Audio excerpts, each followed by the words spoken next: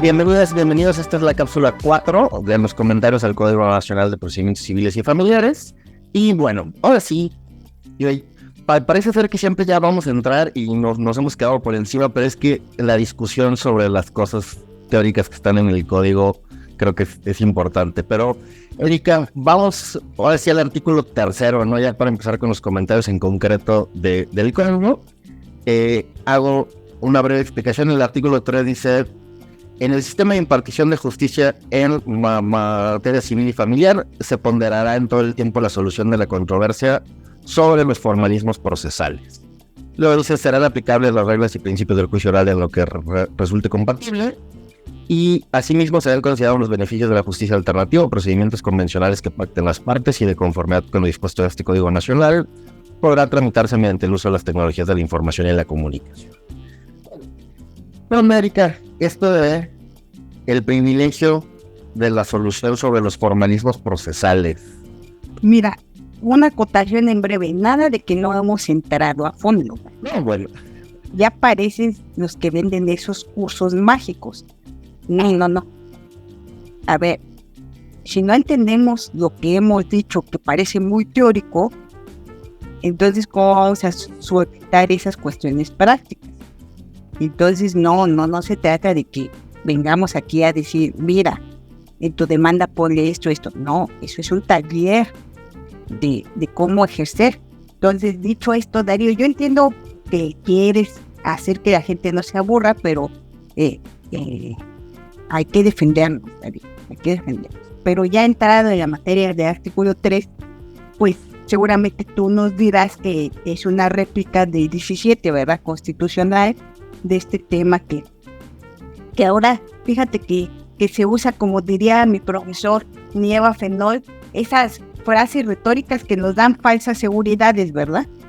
Porque decimos a diestra y siniestra, no, es que tal cosa no le hagas porque es un formalismo, y el 17 dice que debes privilegiar el fondo sobre esos formalismos. Entonces, sin desconocer, y se los vamos a dejar en los documentos que Darío ha estado anunciando que vamos a poner para que vayan a links o les pongamos registros de tesis de jurisprudencia. Pues sí, la situación que sí se ha avanzado, incluso hay en Google, hay un artículo del profesor García de Enterría donde trata de explicar en un texto de como los 60, si no me recuerdo, qué es esto de los formalismos. Pero miren cómo para que me diga Darío qué exquisita, yo creo que tendríamos que ir más a los procesalistas, Darío. ¿En qué aspecto? Aquí tuvimos en México un excelente procesalista briseño, que tiene un libro donde hace toda una explicación para distinguir qué es procedimiento de proceso. Y me parece que esa es una buena aproximación técnica para poder saber que yo lo traduciría que es debido proceso, que es procedimiento, y cuando tengamos esas dos cosas muy claras, vamos a poder identificar que simplemente es un formalismo. ¿Me explico? Y podríamos poner un ejemplo muy claro para los estudiantes. Si a mí me pidieran que la demanda la presente con tal número de letra, porque el juzgador se cansa, pues estaríamos convirtiendo eso en un formalismo. ¿Me explico? Discutible es, y sé que hay tesis de las primeras salas, si anexar en el juicio de amparo, por ejemplo, tantas copias para trasladar, realmente es algo procedimental, o pensaríamos que es un formalismo. Yo sé que la primera sala dice que es súper importante y parece que no es formalismo. A mí me preguntan y yo pienso que es un formalismo, que nada abona al procedimiento ni al debido proceso. Entonces estos ejemplos yo se los pongo. ¿Quieren saber más? Insisto, ese libro del profesor briseño. Pero ¿saben quién ha retomado esto? Y lo ha hecho muy bien, es el libro del profesor Gustavo Calviño de Argentina, que ya hemos mencionado, y a ver si lo invitamos, ¿verdad, Darío? De una vez aclaro, no vamos a invitar más que a procesalistas, pienso yo, porque si empezamos a invitar a que yo quiero hablar de tal tema, ¿eres procesalista? No, pues no es porque los no queramos hablar con ustedes, pero si no, nunca vamos a acabar y vamos a comentar el código de aquí hasta que tenga yo 80 años. Entonces, no podemos. Queremos hacer esto porque queremos que a lo mejor surjan nuevas generaciones de procesadistas. ¿Y cuál es el libro del proceso como con derechos humanos, métodos de debate y garantía frente al poder? Entonces, insisto, pienso que tendríamos que tener esa definición, Darío, antes de empezar a decidir con cuestiones de derechos humanos nada más, porque a veces es lo que está pasando, Darío, que si algo nos suena que hay inmerso un derecho humano, entonces ya decimos que es un formalismo, y a lo mejor sí no lo es, y sí tiene que ver algo con que es procedimiento. Y retomaría lo que ya dijiste, si además vamos a dejar desprotegida a otra parte. ¿Cómo ves tú, Darío, esto? Híjole, ahora sí me aventó, pero temas. A ver, primero, quiero aprovechar para tomar como, creo que de los pocos procesalistas activos, y que está haciendo un trabajo bien interesante, es Nieva. O sea, y por acá está, ahí les dejo un link para que lo vean, pero Bernie Nieva, además de todo lo que ha escrito sobre inteligencia artificial y esas cosas, hizo estos 3 manuales de derecho procesal. Este es el tomo 1, que es la introducción. El tomo 2 es de procesal civil y el tomo 3 es de procesal penal. Y Nieva, creo que lo interesante es que está limpiando todo el tema de la discusión estéril, o por usar un término muy común ahí de la práctica judicial. Y luego entra el libro y dice, no, estas teorías de la acción, que ya hablaremos de la acción, es una discusión onda para estas cosas y se brinca. Entonces creo que vale la pena ponerle atención, porque justo quería ir al otro tema. Briceño era un procesista brillante, pero complicado como él mismo, complicadísimo. Entonces, para la gente que se está acercando al tema, es muy complicado conseguir sus libros, los impresos. Ya no los han reeditado. Anda el hijo por ahí, tengo entendido, haciendo algunas cosas. He visto una compilación ahí en la UNAM, pero lo que se pueden topar mucho son artículos de Briceño ahí en la página de la UNAM. Pero, ¿qué cosa interesante tenía? Ahí sí es bien importante sus distinciones entre el proceso y procedimientos. Voy a simplificar terriblemente esto, pero básicamente para que el proceso exista deben de cumplirse cierto tipo de condiciones, donde esencialmente debe haber un órgano jurisdiccional que tenga ciertas garantías para la imparcialidad. El proceso debe estar regulado de forma que las partes se encuentren en igualdad de condiciones, y habrá otro tipo de cosas. Pero esta distinción es para permitir distinguir de aquellas cosas que son meros procedimientos. Y esto es importante porque, sobre todo en derecho administrativo, y perdón que siempre lo jale para allá, hay cosas que aparecen o se acercan mucho a una estructura triangular procesal. Y el ejemplo que siempre les doy es que si se van al INPI, el INPI inclusive resuelve diciendo, es que la parte actora y la parte demandada y esta autoridad jurisdiccional, no, ese es un trámite administrativo ante una autoridad administrativa que parece ser triangular, pero es bien distinto a un proceso. Y el proceso, de nuevo, y aquí veremos que estas discusiones, justo tiene un delicado equilibrio entre que las partes accedan a la justicia para resolver sus conflictos y los problemas que tengan ante un órgano que tiene el deber de resolver el conflicto y hacerlo de forma imparcial, ¿no? Esos son los deberes y cargas sobre esto. Con eso en mente, y para que haya el tema de los formalismos que tocas, Erika, yo la recomendación que haría, sé que no te gusta, pero Fernando Atria, a la forma del derecho. Me voy a defender. Yo no he dicho nada, sí. Ni siquiera he leído ese libro, Darío. Nunca me atrevería a criticar las ideas de una persona sin haber leído su libro. Subrayo, yo no critico a las personas, dialogo con sus ideas. No, directamente a ti. No, ya sabes, es un poco ahí nomás para poner gringa. Bueno, ya sé, vamos a quedar por qué vas a decir que no me gusta. entiendo que es un positivista puro. Puro y duro, sí, sí. Puro y duro. Y bueno, yo creo que el método, de acuerdo al problema, es el método que uso. No es que piense que no soy, claro, porque después, Darío, me vas a hacer una fama de esta es una loca que no sabe de nada, ¿no? Para nada, yo sé que sabe de mucho y además bien argumentado, pero quería arrancar con Atria porque Atria sí, o sea, es un positivista duro, que reivindica el tema de las formas. De hecho, por eso ese libro se llama La forma del derecho.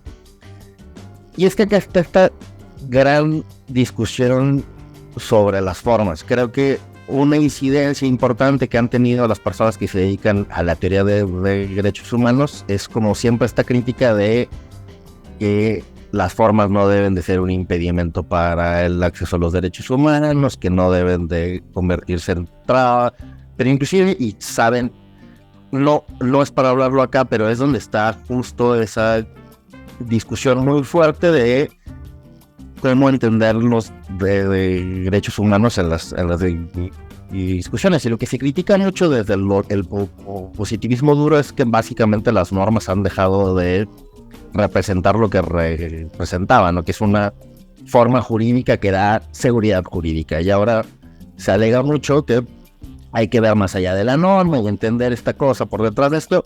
Y justo quiero caer a este tema. O sea, sé que la reforma del 17, con el tema de la prevalencia de el fondo sobre las formas, suena bien interesante, pero estamos en una gran discusión de cómo entender esto de los formalismos. Porque hay tribunales que han dicho, por ejemplo, oye, es bien interesante. Si la demanda se presentó sin firma, hay que presumir que se firmó.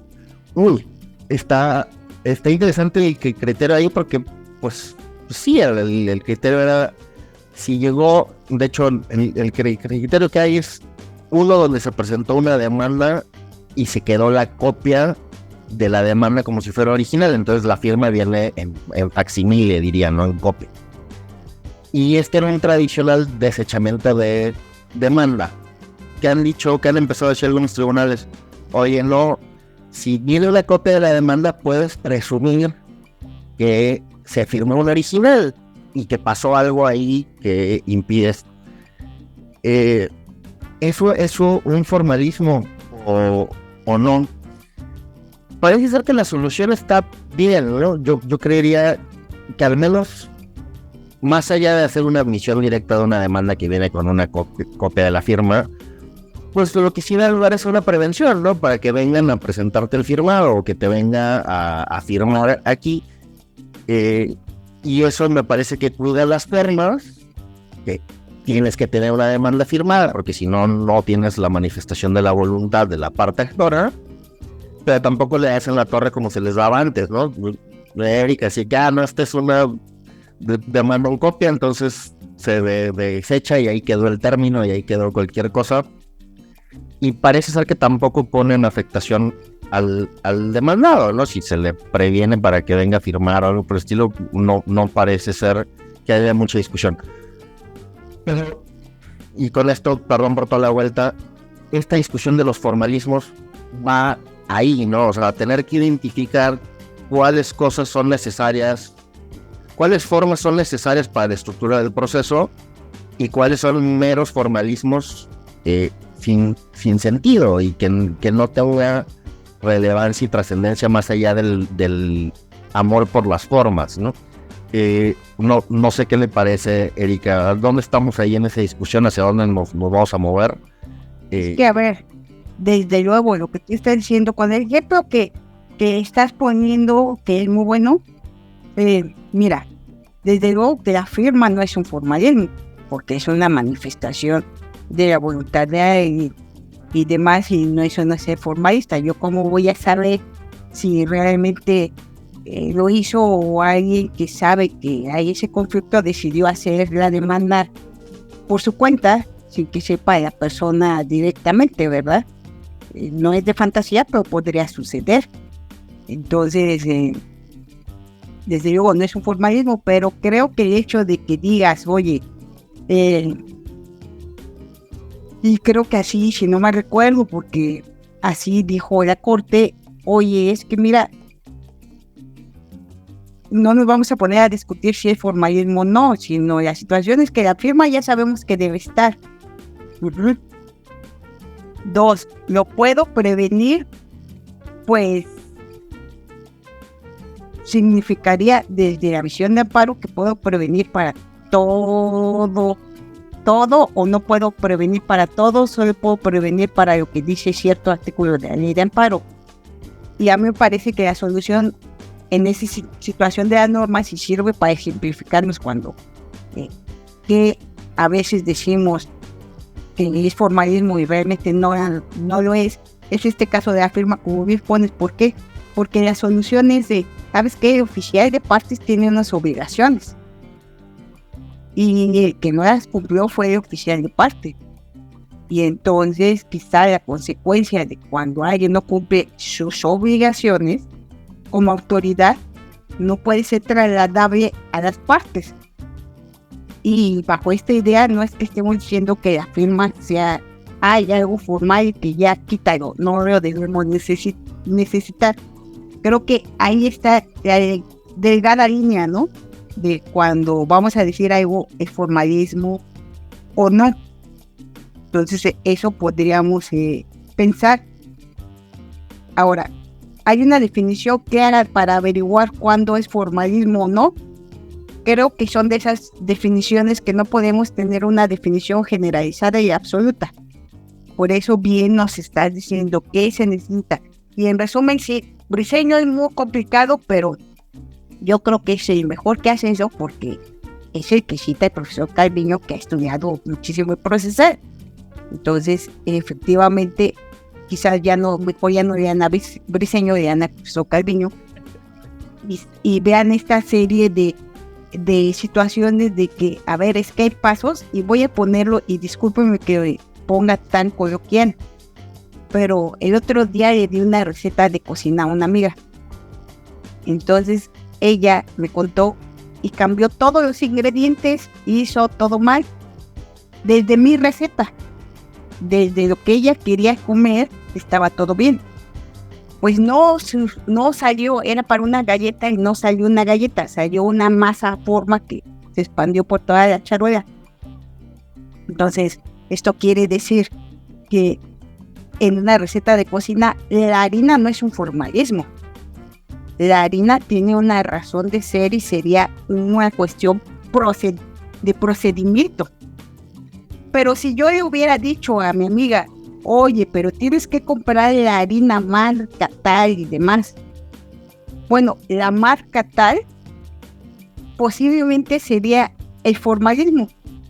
Yo lo que necesito es harina de trigo. Lo que me va a dar la receta es la combinación exacta de la harina con los huevos, la leche, la mantequilla y las combinaciones perfectas de gramos para que me salga la receta. Formalismo es que yo le quiera decir que compré la mantequilla tal, la harina tal, que no le va a adicionar nada a poder llegar a esto. Y esto es un poco lo que nos dice el profesor Calviño en su libro. Y retoma a su vez la obra de Couture y nos dice que es esto, el procedimiento es la sucesión en un sentido dinámico de movimientos. O sea, cada paso que debo dar para que surja y se concreticen los actos jurídicos que conforman un proceso. Entonces creo que eso es primero, no es que seamos teóricos y densos, Darío, es que sí. Por eso los códigos empiezan con esta serie de principios, con la idea de que sea lo primero que leamos, que tengamos esas cuestiones que pueden sonar muy abstractas, pero que es necesario que entendamos y tengamos en nuestra cabeza para, como la película esta que ganó el Oscar, todo al mismo tiempo y en todos lugares, así es el procesalismo. Yo cuando abro el artículo, no sé, 320, cuando yo leo el artículo 320, tengo que tener en mente todos estas cuestiones de principios para empezarlo a interpretar. Si no tengo eso claro, entonces sí hacemos locuras. ¿Me explico, Darío? Entonces no es que estemos siendo densos, vamos a ser más concretos quizás, y vamos a estar recordando cuando veamos una norma. ¿Te acuerdas, Darío, que hay este principio? Pero de entrada, primero les queríamos dejar claro de que hay que buscar que tengamos un concepto de qué es formalismo para poder decir que se vio el 17, cuando a veces no es que sea alguna cosa que sea formalismo. Quizás puede ser otra cosa, que tenga un obstáculo para la persona que tenga una situación muy concreta y particular, pero no significa que sea un formalismo. ¿Se acuerdan que en el otro caso de Darío hablamos de esto, que está en la parte de las definiciones de ajustes razonables? Pues a lo mejor cuando el juzgador hace un ajuste razonable al procedimiento, no necesariamente lo que está ajustando es un formalismo. ¿Sí me explicó? O sea, que hay que tener claro y ojo, porque si decimos voy a hacer un ajuste del procedimiento porque es un formalismo, bueno, entonces no es eso, no estás haciendo un ajuste, lo que estás usando es el 17. Porque ojo, fíjense las consecuencias de hacerlo indebidamente. ¿Qué sucede? Si yo digo en un juicio tal cosa es un ajuste del procedimiento, porque en este caso concreto la persona tiene una concreta situación de vulnerabilidad, tendría que ser que yo lo tengo que aplicar a todas las personas que estén en esa misma situación o parecida. Pero si las personas no están en esa misma situación o parecida, yo la figura procesal a otras personas que no estén en esa categoría se las tendría que aplicar. En cambio, si yo digo que eso es un formalismo, yo ya no se lo tendría que aplicar a nadie. Ya ven por qué los conceptos y el método y el orden mental es necesario en esto de ser procesalistas. Dicho esto, Darío, pues no sé qué más que quiera usted agregar. Bueno, yo creo que para cierre de cápsula está bien. Dio nada más por si se pierden entre las observaciones. El ajuste del procedimiento se encuentra en el artículo 2, fracción primera. Y justo esta es una declaración clave, la que hace Erika, es esos ajustes del procedimiento entendidos como modificaciones y adaptaciones necesarias y adecuadas para facilitar y garantizar el desempeño de las funciones efectivas de las personas que pertenecen a los grupos sociales en situación de vulnerabilidad. Lo van a asumir como las medidas que se toman en un proceso concreto porque tienes una persona que se encuentra en una situación vulnerable y pienses, en este caso podría ser una persona con una discapacidad motriz que en consecuencia no puede acceder a la sala de audiencias, por ejemplo. Es tomar una adaptación específica para esa persona en esa situación que quizá modificaría las reglas de cómo se lleva a cabo una audiencia, si se lleva a cabo en el sitio, si no se lleva a cabo en el sitio. Y eso no es una medida de un formalismo procesal. Lo que indica Erika puede ser un buen parámetro. Por más que creo que justo no tenemos que caer en el error de definir cuáles son los formalismos, pero sí me parece que es una buena pauta entender que si determinamos que esto es un formalismo únicamente, entonces la regla se extiende para todos los procesos y casos, independientemente de las condiciones en que se encuentran las personas que participan. Y eso sí sería una cuestión clave para identificar el mero formalismo sobre otras cosas. Creo que es una buena pauta, un buen cierre. Y una gran distinción entre esto y los ajustes de procedimiento que se toman en relación a la persona en concreto por la situación de vulnerabilidad en la que se encuentra de acuerdo a sus características o situación específica. Bien, podríamos hablar aquí, Erika. Claro, Darío, muchas gracias. Gracias a ti.